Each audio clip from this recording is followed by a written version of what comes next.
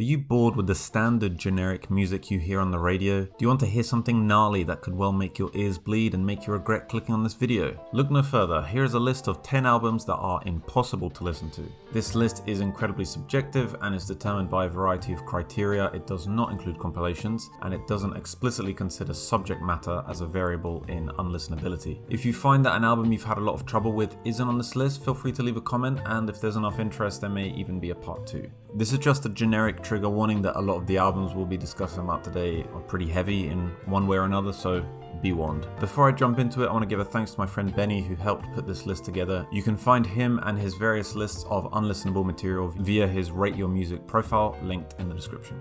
First on the list is Scott Walker's 2012 album Bish Bosch. Baroque pop singer turned avant-garde musician Walker had by this point released 2 bafflingly experimental records in Tilt and The Drift, and he pulls no punches with this final installment of the trilogy. At 1 hour 13 minutes, the record combines sometimes skeletal, sometimes overwhelming post-industrial instrumentals with Walker's deep baritone voice. The juxtaposition between his prominent eccentric vocals and the chaotic musical experimentation result in a particularly uncomfortable listening experience. While plucking feathers from a swan song, a tiny laugh dirties everything it touches.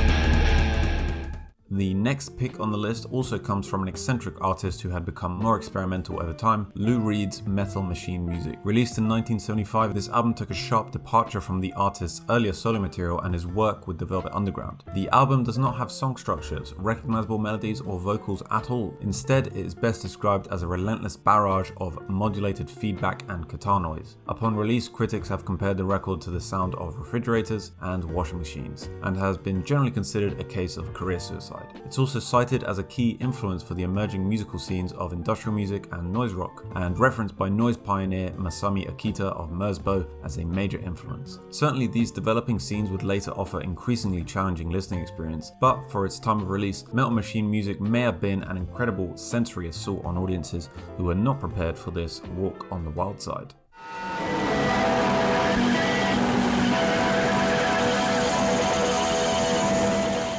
Similarly abrasive but different in genre is our next record, 1968's Machine Gun by the European jazz group the Peter Brötzmann Octet, a collection of recordings helmed by the jazz saxophonist Peter Brötzmann. The title of Machine Gun is partly in reference to the then ongoing Vietnam War, and partly in reference to Brötzmann's chaotic, rapid-fire playing style, which is immediately apparent in the opening seconds of the album's title track. The chemistry between Brötzmann and the other musicians on the record is remarkable, but it is by no means harmonious. Instead, the players each contribute to a dissonant, unforgiving listening experience. More rhythmic, violent bursts and freer passages of jazz improvisation both appear in the record compositions, but the piercing, raw sounds of the saxophone are what propel the album from challenging to threatening. The metaphor of warfare feels fitting. Led by its title track, the album violently marches forward from its very first second.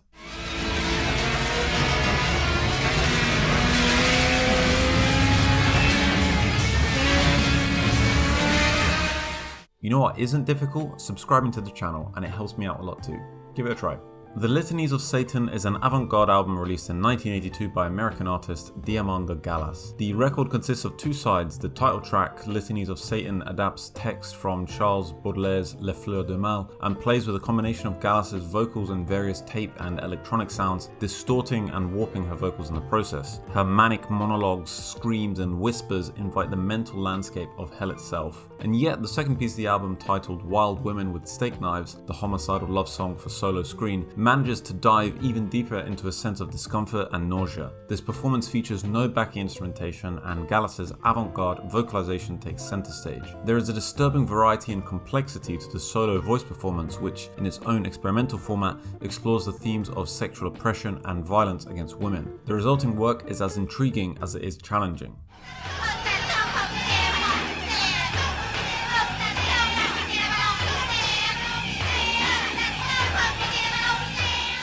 Next up is an album that has continued to challenge listeners from 1969 until the present day, Trout Mask Replica by Captain Beefheart and his Magic Band. This third studio album saw the experimental expansion of the blues rock of Don Van Vliet and his ensemble, in which he exercised uncompromising artistic freedom. Both the odd recording circumstances of the record and its impact on experimental music has since been widely discussed. The dissonant instrumentals, uncommon time signatures, and Vliet's spoken word poetry make Troutmouse Replica a popular sonic pilgrimage for listeners who want to be challenged. Speaking from personal experience, the album does reveal its melodies and song structures after multiple listens, but of course that also implies that the first listen will not be particularly easy. She tied off her horse and galloped off into the moonbeams. She pulled up her blouse. A more recent release to consider is the 2015 rap album Goth Gucci Chambers by 90s Bambino. This 24-song, almost 1 hour long record works with ideas familiar to cloud rap and emo rap listeners, offering a variety of melancholic, atmospheric instrumentals. Where the challenge lies is 90s Bambino's vocal performances, which are often drowned in excessive autotune and other effects, and are regularly offbeat and out of tune. The resulting experience is confusing, surreal, and hard to make sense of, much like its gorgeously baffling album artwork.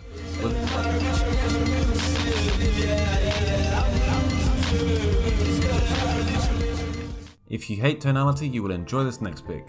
The 1986 live album Public Castration is a good idea by Swans. This live recording is a crowning achievement of the early Swans sound, an industrial, sludgy approach to the New York no wave of the late 70s and 80s. The band plays slow, pummeling, nihilistic rock music that perfectly matches the crude aggression of the album title. Each instrument and each sound, including Michael Gira's raw, violent vocals, work together in disharmony to bludgeon the listener into submission. This is immediately evident after just the first few notes of the opening track, the live version of Money is Flesh. Flesh in your hand, money is flesh. Perhaps you find that none of the picks on this list so far have been harsh enough, in which case Kazumoto Endo's 1999 record While You Were Out will be right up your alley. Don't be fooled by the charming album cover. While You Are Out offers 50 minutes of explosive, harsh noise that is guaranteed to either give you a headache or cure your existing one. Instead of simply being a wall of noise, the album is playful and incorporates various samples, moments of silence, and different textures and patterns of noise in its compositions. The result is a really fun album, but only if your sense of fun encompasses sonic torture.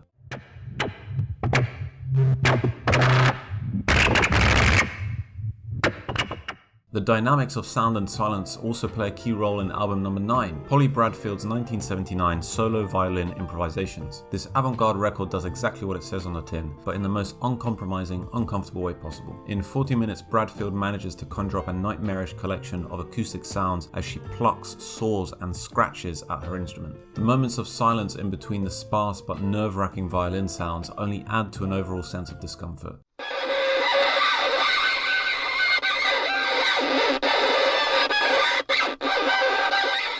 As the final pick for this list, consider the album 310, I'm not going to try and pronounce the rest of this, from ambient and drone duo Bull of Heaven. It is one of many gimmick albums made by the band, mostly consisting of a single looping sound. There may be some viewers that have been thinking during this video, okay, these albums are rough and difficult to listen to, but they're not impossible as the video title suggests. Well, this one literally is, because it's 3.343 quindecillion years long. Yes, years. It's not only unlistenable but unperformable as well, and its full experience by human ears will forever stay in the abstraction of our imagination.